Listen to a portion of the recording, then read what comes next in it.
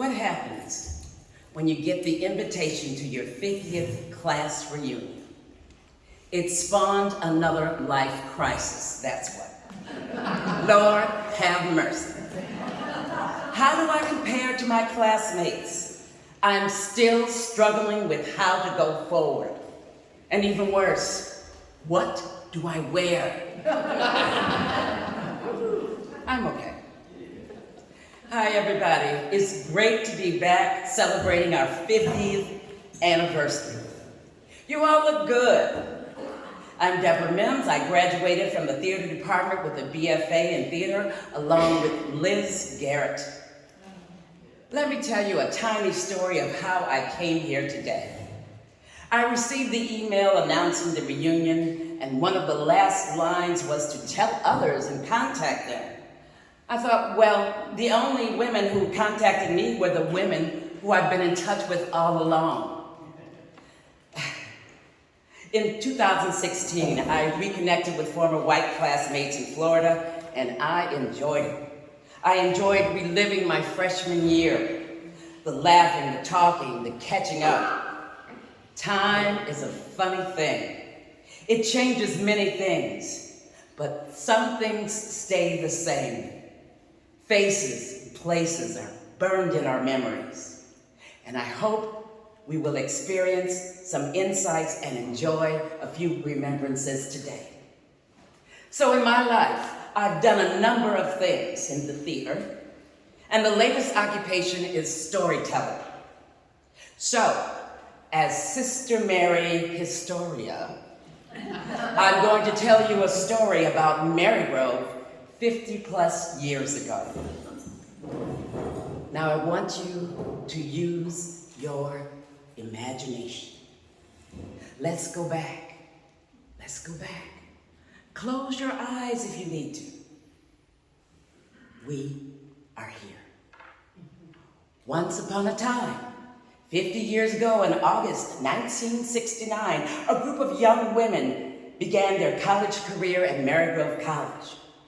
Marygrove was a small Catholic women's college on the northwest side of Detroit.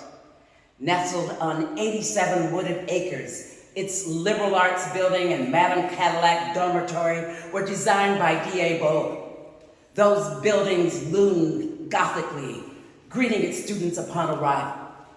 At that time in 1969, the college was 43 years old, established, and considered a Catholic finishing school for elite young women in preparation for marriage. That's what we were told. The school had a great reputation for turning out teachers. Its students were from the East Coast, Philadelphia, Pennsylvania, and New York, many from Michigan. And in 1969, for the second time, they recruited a large number of young black women from public and Catholic schools in the area. There were even students from Africa and Asia. For many of us, it was the first time we were on our own. For me, the second oldest of 15 children, and the second mother to my brothers and sisters, it was heaven. Of course, my mother converted to Catholicism. I felt I was just beginning to explore the next step in my life, even if it was at a Catholic women's college.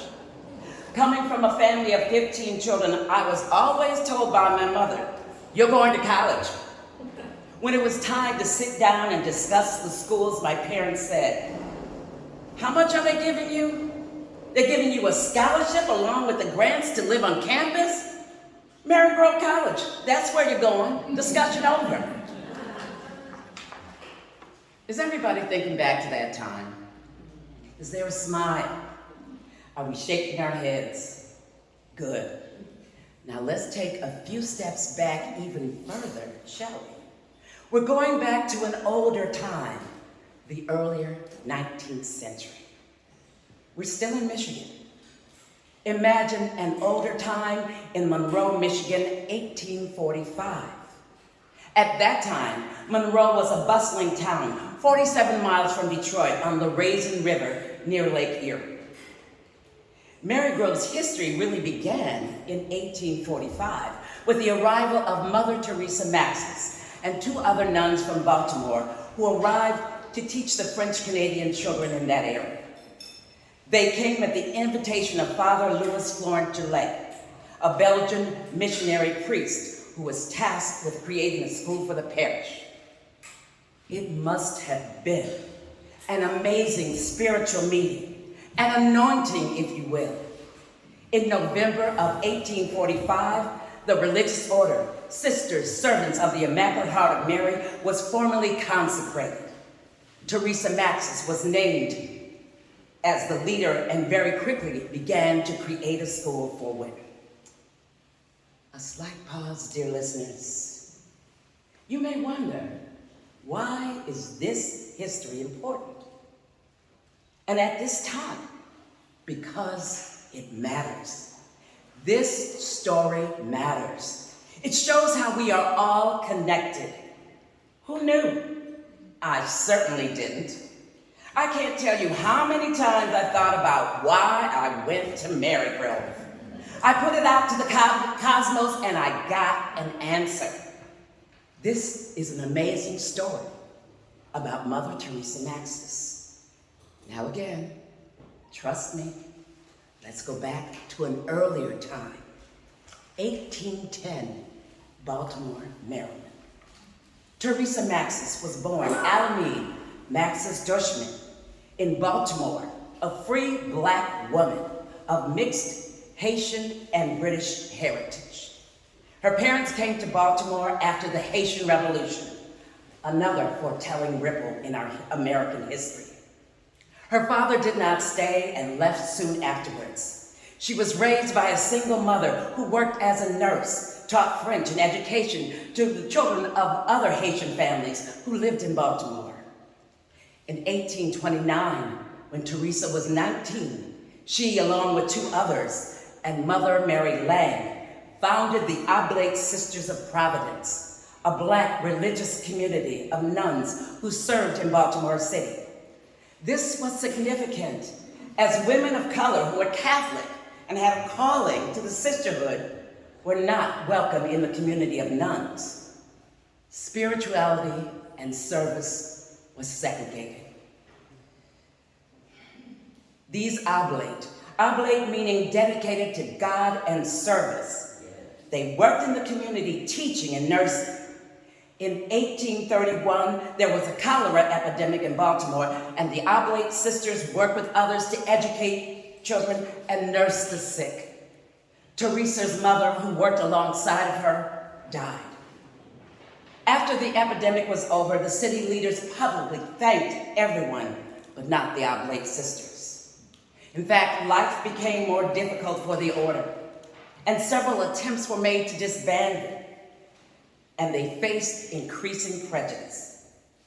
By 1845, I am imagining that Teresa Maxis was tired of the increasing racism to the nuns and, guided by spirit, was ready for a change. Now, for the dramatic part. She was light-skinned, described as 7/8 white. In those days, 1 drop of Negro blood was life-changing. And so with her clear blue eyes, she made a choice to pass for white and began a new life. Sisters Servants of the Immaculate Heart of Mary was established in 1845, and the next step was the school. In December 1845, an ad placed in the Monroe Advocate newspaper featured the following notice: Young Ladies Academy, offering a course of study that included French, grammar, arithmetic, mythology, bookkeeping, needlework, tapestry, worsted flowers, and music. St. Mary's Academy began in 1846. The school flourished along with the Immaculate Heart of Mary Sisters. Mother Teresa was asked to found 2 chapters of the IHMs in schools in Pennsylvania by Bishop Newman of Philadelphia in 1858. Now, this was an issue for the bishop in Detroit, who felt that all the orders and chapters of the IHM should fall under his jurisdiction. Yes, there is a shadow side. Bishop Peter Paul Lefevre. You know what happened. Mother Teresa, a leader and a charismatic woman, voiced her objection. As a result, she was vilified by the bishop as an instigator and exiled. The bishop forbade the sisters to communicate with her. In a letter to Bishop Wood of Philadelphia in July 1859, he states, "If you take the pains to go and see Mother Teresa and Sister Anne and converse with them a little, you will soon discover in them, notwithstanding their advanced age, all the softness, slyness, and low cunning of the mulatto." Such were his words, beginning her exclusion. Still, she tried everything to get back to her Marygrove community, and for 18 years resided in Ottawa, Canada, with the Grey Nuns of the Sacred Heart. She was not allowed back to her community until Bishop Lefevre died and a new bishop was appointed. She returned to Pennsylvania in 1885, where she died in 1892. Mother Teresa Maxis was scrubbed from the history of the Immaculate Heart of Mary Sisters for 160 years until 1992. Letters written throughout those years described that the sisters would be uncomfortable with the revelation of Teresa's ethnicity. They didn't want to be associated with a Black sister. It was embarrassing and unpleasant, as sisters wrote in various letters. It would scare the white people away from their ministries. Yes, that was the prevailing attitude of the time. Meanwhile, life went on. The education of young women at St. Mary's Academy in Monroe in Pennsylvania continued. By the 1920s, a new school was needed. The sisters began a campaign to build a new college at the cost of $4 million. In spite of enormous costs, the impossible was done. Monies were raised, and in 1927, the new school, Marygrove College, was inaugurated in Detroit with a population of 287 students. New ideas about education were instituted. The new concept focused on a theory of education based on the arts.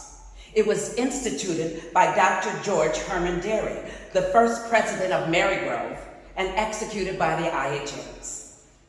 It may seem quaint now, but I was struck by this system. The art of behavior before God. The art of behavior within society, among persons. The art of expression. The art of reasoning. The art of historical realization. The art of leisure, and the art of making a living. A pause. That's a lot of history and art to take on. This is like a Victorian novel, fascinating and intriguing. First of all, thanks, merci beaucoup, to Jean Currier and Lou Coss, who suggested I look further into Teresa Maxis. I was hesitant, and then my love of African American history and storytelling took me down the Catholic rabbit hole.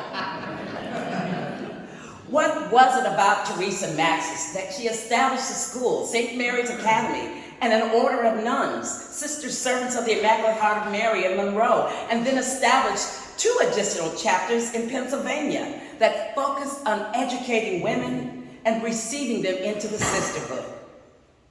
The short answer, I think she was trying to find her place in the world where racism, sexism, and clericism denied or limited options for women, and even less for women of color. She wanted to serve spirit in a community that accepted her, whether she was considered white or not. She wanted a community that helped to develop the whole woman with options and resources other than marriage. That's what our parents wanted. If we look for connections, I say, look at how we are all connected to that legacy. We are part of that group. In the 60s, Marygrove started mobilizing itself more in the community. Nuns and priests were out there protesting, marching for civil rights, and against the war. There was a new mission statement, identifying competence, compassion, and commitment. In 1968, responding to the unrest in the city of Detroit, Marygrove invited its first group of students of color, 68 for 68, to become a part of this community. 1969. There are places I remember all my life, though some have changed. Some forever, not for better. Some have gone, and some remain. Together, we started this journey of friendships, experiences, and learning. We all started out that September 1969 with Rhetoric 101 taught by Sister, then Dr. Janice Lauer. What a time. A year of argumentative writing 2 to 3 times a week that just tortured most of us. Oh, the memories, writing, getting those thoughts down so they made sense, typing them and defending them. That was a challenge for some of us. Our reward was to have the best papers published in a journal. I still have mine. Remember, we called it our Daily Cross, and then it morphed into Odyssey. That was fair. Thank you, Dr. Lauer. She passed a couple of years ago, but I thank you for this legacy. I learned to defend myself quite well on employee evaluations. I remember Sister Eleanor Fitzgibbons in English class arguing passionately about Aristotle's poetics and Shakespeare. I remember we used to call her Lady Eleanor. She was a grande dame of English. Humanities class was also quite enjoyable. We had different speakers. James Galway, a famous flautist, played for us. We had so many different performers and lecturers exposing us to different cultures. I was so glad to see the flying buttresses of the Notre Dame Cathedral when I went to Paris. They were real. We learned the school song. Salute her towers, her gleaming towers, ever aspiring to the sky. We had to sing it at almost every function. Sister Constance was there to teach it to us, and we better sing it with passion. We also sang this weird song, Skittery Dink. Oh, yeah. And everyone, especially in the dining room, no matter what, would join in a circle, arms around each other, and sing spontaneously. It was corny, not cool. But I wanted to fit in, so I did it. We would stay up nights talking about everything, especially dating, sex, and love. Will it ever happen, I prayed. I liked the ease of just talking to others on our way to and from class. I remember in our sophomore year, Dr.-to-be Beth Burns showing me an animal she had dissected in biology class. She was on her path, as we all were. We were corrected and guided when we strayed. Someone reminisced. One morning during my junior year, Sister Mary Laubacher showed up at my dorm to let me know I had a long overdue book at my dorm room. Check out of the library. I got schooled on the subject of responsibility and duty, I am sure. To this day, I return all books I borrow on time and eventually became the membership chair for the Friends of the Library where I live. Now that's influence. Moving into our junior and senior years, some of us moved off campus or to Florent Gelee for new adventures. While Carole King sang, "It's too late, baby, it's too late," there were more adventures, summer experiences away, and smoking in the girls' room, Some of us would stuff towels under the doors and open the windows to disperse the aroma as we wildly danced like there was no tomorrow. When we came to, it was getting close to the end of our college time. We had to make decisions. We graduated in May 1973 and then went off to our new lives. Some got married 2 weeks after graduation and missed other classmates' marriage ceremonies. Other of us looked for jobs and began our careers. We returned after 5 years, 10 years, 25 years. We would come back to campus and celebrate and look at how things had changed and mourn those we had lost. We all moved on with our lives, marriage, and children. Most of us moved forward through the years. We didn't look back. After the 25th reunion, some of the girls began to meet each year in Florida. According to Jean, after many years of getting together, we began to talk less about Marygrove and more about the women we were becoming. The girls with grandmother faces, as somebody described them. We debated countless issues and a variety of subjects and wondered how others were doing. Storytellers always tell the moral of the story. Why we should care? We should care because we are all part of this great legacy. I don't know about you, but I was taught, encouraged, and felt that what I had to say and what I did was important, even though I was painfully learning how to be as a young Black woman in the real world. I was told a number of times that as a woman, I shouldn't have such a high opinion of myself. Yes, that was said. And as an artist, I've experienced how hard it was and is to make a living, to practice art. At Marygrove, even though I was the only person of color in the department, I often felt that I was in a safe and creative environment, and I received an excellent and creative theater education. Toy Boy Liz Garrett. Teresa Maxis felt that it was important to be educated, to be exposed to possibilities and resources. After 160 years, her life and accomplishments have finally come to light and have been acknowledged. Thank you. I wondered about the why and how I came here, and then I discovered this amazing woman's history, and I realized that I am part of that legacy. I am proud.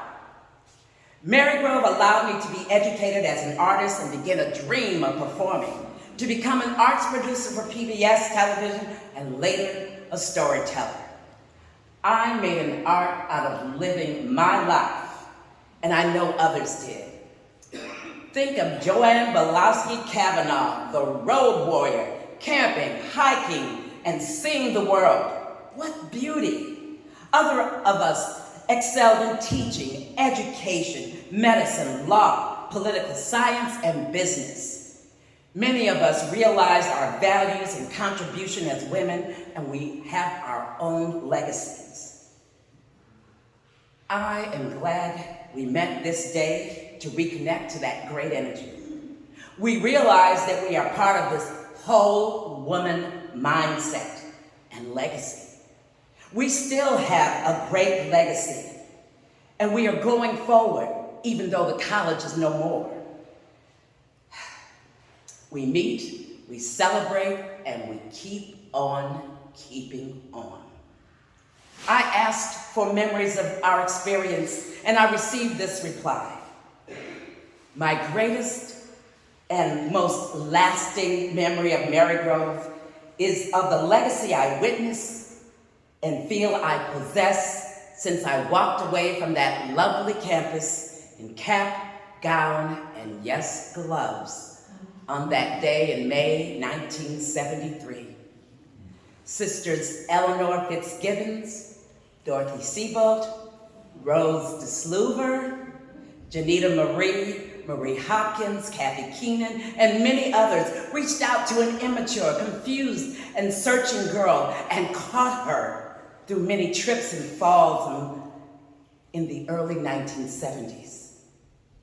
On the anniversary of 50 years since that May morning, I see their fingerprints on all the ways my Marygrove liberal arts education played a role to make me the woman I have eventually become. My faith brings me to my knees in gratitude.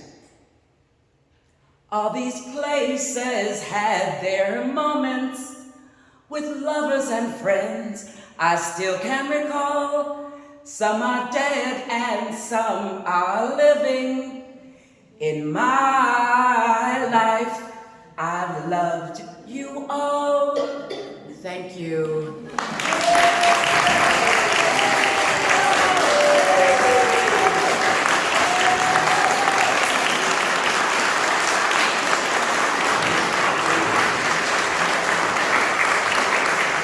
Dean and Mary Lou, please come to the center.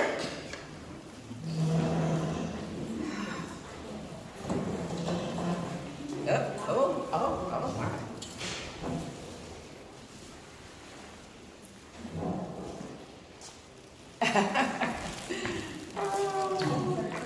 Oh, thank you.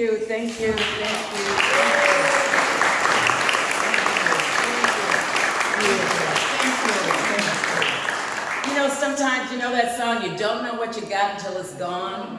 And then, you know, you realize, oh man, I did okay, I did well, I'm happy to be back. And thank you all, it's been lovely catching up and talking with you. And Marygrove goes on.